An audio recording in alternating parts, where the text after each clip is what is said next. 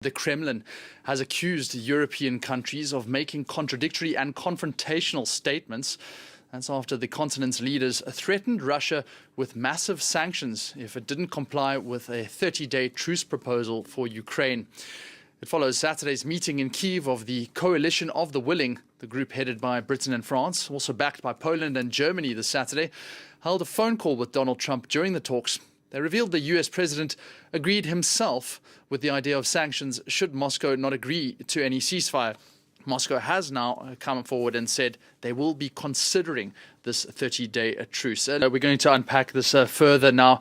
And to do that, we're joined by Michael Botsiurkiv, a global affairs analyst at the Atlantic Council, also joins us from Kyiv. Michael, thank you so much.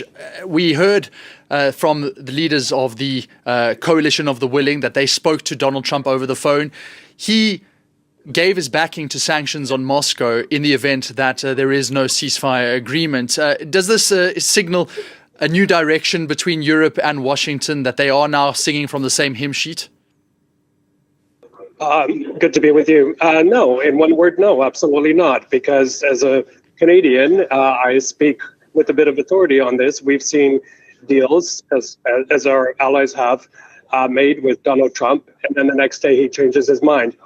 You know, when your colleagues were reporting on what's happening in India and Pakistan, it goes to show you in real time the weakness of the United States in terms of putting pressure on warring parties to stop the fighting. So that should be a signal to the Europeans that the United States at the moment cannot be relied on. And Mr. Putin does very well. He doesn't see red lines being enforced by the United States, either now or in the future. He sees gray lines that are only there to be exploited. Well, therefore, I mean, it follows, how credible can any commitment by Washington be taken? You know, the most important thing right now, of course, for Ukrainians is that for the United States to continue providing intelligence, providing arms, providing those very crucial Patriot missile systems that prevent Ukrainian cities from being pulverized. If that stops suddenly, it's game over.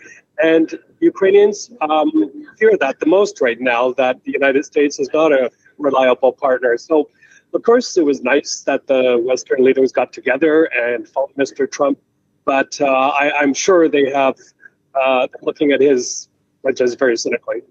But that then begs the question, is the EU, well, at least the Coalition of the Willing, are they acting truly independently, or is it just merely symbolic and they still would very much need the US interference?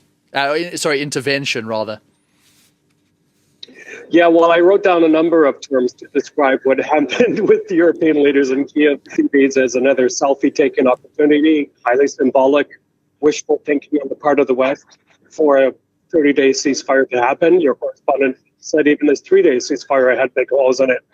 And, you know, a super cynic might say that this has a bit of the hallmarks of Emmanuel Macron in it as another PR stunt or an attempt at wishful thinking. Two quick things here. For the European leaders, for their dream to come through of Russia to be pushed back from Ukraine and for ceasefires to happen, oil prices need to plummet very far. So the Russian war machine is starved of funding. And then also put pressure on the UAE, Turkey, Thailand, all of these countries that are providing safe haven for Mr. Putin's friends who are buying luxury properties, who are parking their sanctioned yachts there. And finally, for ceasefire to happen, and they're calling for one on Monday already, I know from being part of the OSCE, you need a huge team on the ground. You need verification, you need reporting, and you need guaranteed full access. So I don't mean to put a damper on this, but there's a lot of moving parts here that need to synchronize for this to happen. And should they not synchronize? Should Russia reject the ceasefire? Can you imagine a world in which these sanctions, these massive sanctions threatened by European leaders, can you imagine that they actually are put in place? Well, they could put sanctions in place, but the Russians have become masters at circumventing them. And according to experts I've spoken to, a lot of sanctions, even the best ones, have a shelf life of maybe 6 months at best. We saw from the images of the Victory Day that Xi Jinping was standing right beside Vladimir Putin, some other unsavory friends as well.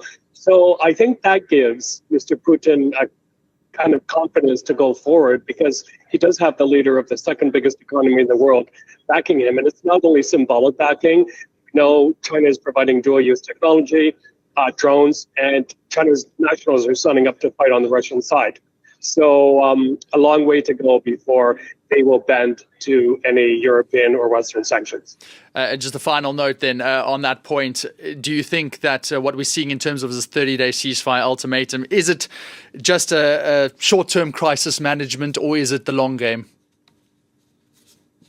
Yeah, well, it goes back again to what your excellent foreign affairs editor said is you can't just have a ceasefire. You need a proper agreement for these things to happen. You need crucial issues to be dealt with. And in the Ukraine-Russia one, it's the territory, especially Zaporizhia and Kherson Oblast, which are partially occupied.